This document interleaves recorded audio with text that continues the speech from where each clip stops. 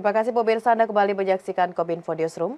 Presiden Joko Widodo melakukan pertemuan bilateral dengan Presiden Amerika Serikat Joe Biden di Bali. Pertemuan digelar menjelang konferensi tingkat tinggi G20.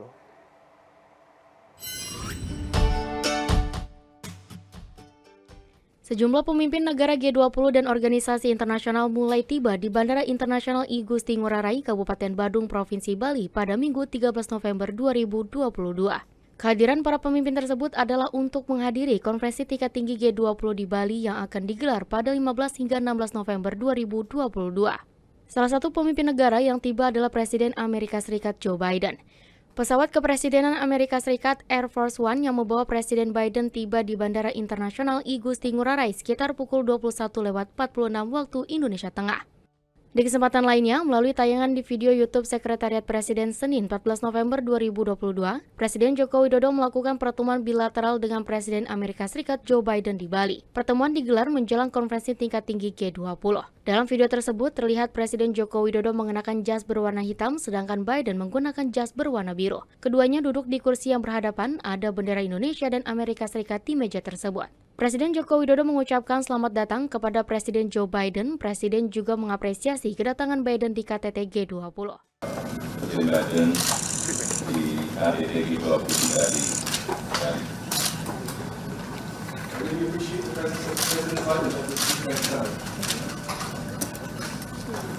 Karena itu tadi saya menyampaikan apresiasi atas kehadiran Presiden Biden dan besok kita akan memulai melakukan KTT G20. Sebagaimana dikutip dari situs resmi, G20 merupakan sebuah platform multilateral strategis yang menghubungkan negara-negara dengan perekonomian besar di dunia. Anggota G20 mempresentasikan lebih dari 80% perekonomian dunia, 75% perdagangan internasional, dan 60% populasi dunia. Dalam kepemimpinannya, Indonesia mengusung semangat pulih bersama dengan tema Recover Together, Recover Stronger. Ada 3 isu prioritas dalam presidensi G20 Indonesia, yaitu arsitektur kesehatan global, transformasi digital, dan transisi energi berkelanjutan. Digital Transformation Expo atau DTI G20 yang berlangsung pada 13 sampai dengan 17 November 2022 di Bali Nusa Dua Convention Center resmi dibuka oleh Menteri Komunikasi dan Informatika Republik Indonesia, Joni G. Plate. Pameran teknologi tersebut dikemas dalam storytelling artistik melalui audiovisual, salah satunya Metaverse.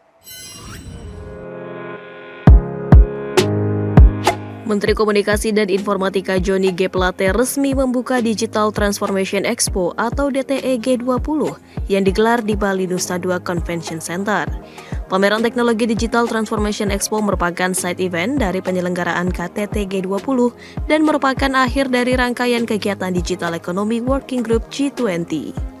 Terdapat 6 area yang dapat dikunjungi delegasi maupun pengunjung, mulai dari area pintu masuk yang akan menyambut kolaborasi negara G20, area Tunnel of Wonders, dan area utama yaitu G20 Sinergi yang akan menampilkan 4 pilar transformasi digital Indonesia. DTE dikemas dalam 6 area tersebut dengan storytelling artistik melalui audiovisual. Menteri Komunikasi dan Informatika Joni G. Plate mengundang masyarakat untuk hadir dalam Expo DTE yang berlangsung dari tanggal 13 November hingga 17 November 2022 dengan cara mendaftar secara online. DTE diyakini akan memberikan kesan tersendiri bagi pengunjung dikarenakan terdapat special booth untuk masyarakat yang datang foto-foto dan merasakan pengalaman baru di pameran khusus teknologi Metaverse, yakni Metaverse Corner. Digital Transformation Expo yang ada di sini ini akan memberikan kesan tersendiri ya, mulai dari tampilan exponya destinasi wisata super prioritas Indonesia sangat menarik ya untuk dilihat, informasinya juga sangat lengkap di sana, dan dari mitra-mitra anggota G20 ada 7 negara anggota G20 yang juga mengirimkan informasi ya dalam bentuk video yang terkait dengan transformasi digital di negara-negaranya masing-masing. Meta dan Weir Group berkolaborasi dengan Kementerian Komunikasi dan Informatika menghadirkan teknologi Metaverse dengan menyuguhkan 2 pilar utama, yakni pendidikan dan perdagangan. Rahima Abdul Rahim selaku Direktur Public Policy Southeast Asia Meta mengatakan, sebagian pilar pendidikan teknologi telah membantu membuat suasana belajar lebih menyenangkan dan lebih efektif. Sedangkan dalam sektor perdagangan, masa depan perdagangan menjadi tidak terbatas. Berbelanja tidak hanya menjadi mudah, akan tetapi juga bermakna. Menggunakan Metaverse untuk memperkenalkan budaya lebih dalam lagi dan lebih luas. Bagaimana ini bisa mendukung industri pariwisata, bagaimana ini bisa mendukung UKM. Jadi kayak misalnya yang ada di dalam itu bisa lihat ada katalog virtual makeup ya yang dibangun oleh Weir virtual makeup. Jadi bagaimana kita bisa belanja makeup tanpa harus testing, itu dengan AR filter bisa lihat warnanya.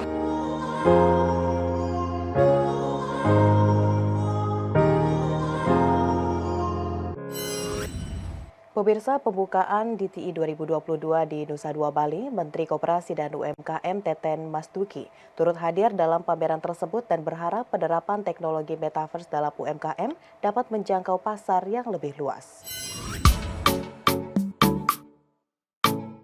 Dalam pertemuan usai menghadiri pembukaan Digital Transformation Expo, Menteri Koperasi dan UKM Teten Mas Duki mengatakan, pelaku usaha mikro, kecil, dan menengah memerlukan transformasi digital agar bisa mengakses pasar yang lebih luas. Selain mengakses pasar yang lebih luas, transformasi digital juga bisa dimanfaatkan oleh UMKM, yakni untuk mengakses pembiayaan, bahan baku, dan pengembangan kewirausahaan.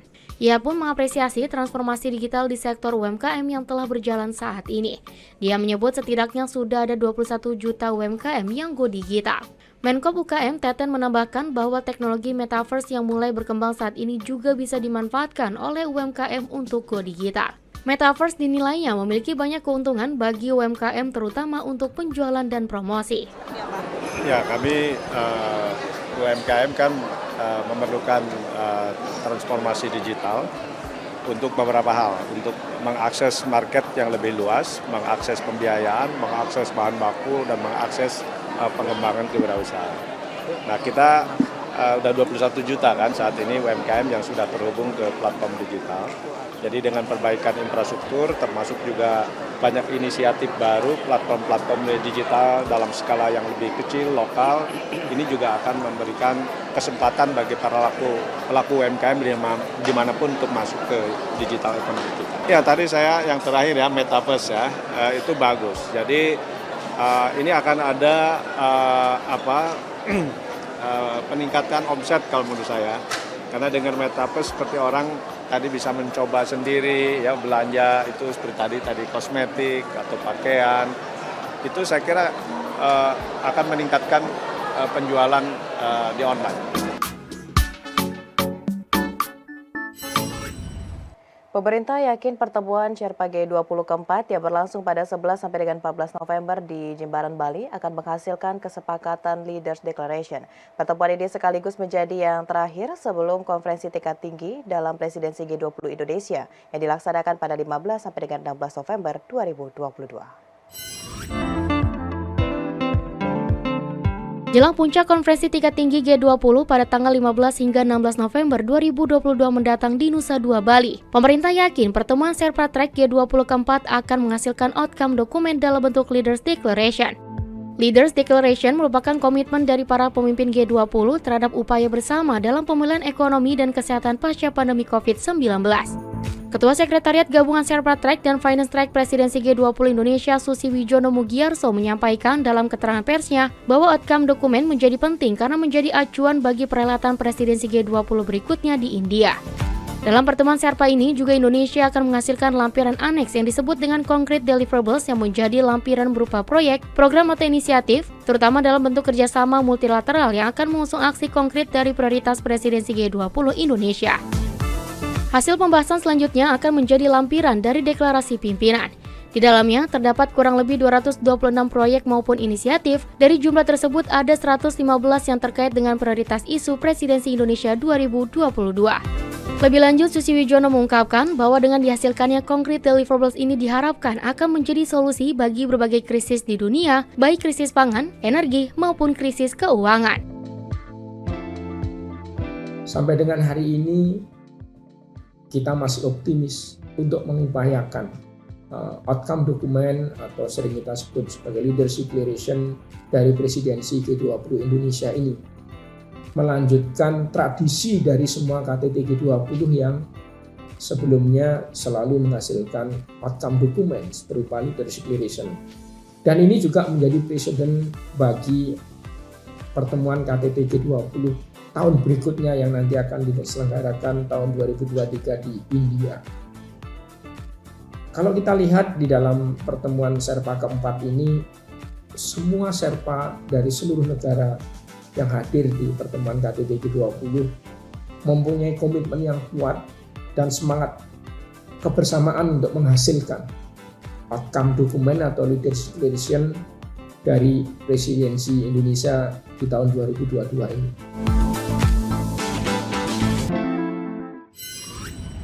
Senior Manajer dan Pelayanan Pelanggan PPN Unit Induk Distribusi Bali, Martinda Jalu Respati, menyatakan 66 stasiun pengisian kendaraan listrik umum dan 200 home charging telah siap untuk menyambut para delegasi konferensi tingkat tinggi KTT G20 di Bali. Menurut Jalu, SPKLU dan home charging itu dapat mendukung aksesibilitas dan mobilitas kendaraan listrik yang akan digunakan delegasi dan operasional kegiatan selama KTT G20 berlangsung. Transisi energi berkelanjutan menjadi salah satu dari 3 isu utama yang diangkat Indonesia sebagai tuan rumah presidensi G20 tahun ini. Untuk menunjukkan komitmen menuju transisi energi berkelanjutan, Indonesia menggunakan kendaraan listrik selama rangkaian konferensi tingkat tinggi G20 di Nusa Dua, Bali. Dalam hal ini PT PLN berperan memastikan personel hingga kesiapan infrastruktur, salah satunya yaitu stasiun pengisian kendaraan listrik umum atau SPKLU. Infrastruktur stasiun pengisian kendaraan listrik umum siap digunakan untuk melayani ratusan kendaraan listrik dengan sebaran di beberapa lokasi, antara lain di ITDC 1 dan 2, serta di Apurva Kempinski. Untuk memastikan kecepatan pengisian ulang daya kendaraan listrik di SPKLU, PLN menyediakan beberapa jenis SPKLU Ultra Fast Charging dengan daya mencapai 200.000 watt. Dengan total 32 shelter, 66 unit yang akan dilayani langsung oleh petugas PLN. Sementara terdapat 200 home charging yang siap melayani kendaraan listrik milik masyarakat. Saat ditemui di lokasi ITDC 2, Martinda Jalu Respati selaku manajer pelayanan pelanggan PLN UID Bali mengatakan, harga pengisian listrik untuk kendaraan listrik di SPKLU yakni sebesar Rp2.466 per kWh, namun ia menekankan khusus perhelatan KTT G20, harga pengisian tersebut gratis, ditanggung oleh Kementerian Perhubungan Republik Indonesia. Biayanya per kWh-nya yaitu Rp2.466 per kWh, dan untuk pembayarannya semua transaksi di sini tercatat di server kami ya, dari aplikasi ChargeIn, setiap transaksinya tercatat, dan pembiayaannya nanti dari Kementerian Perhubungan.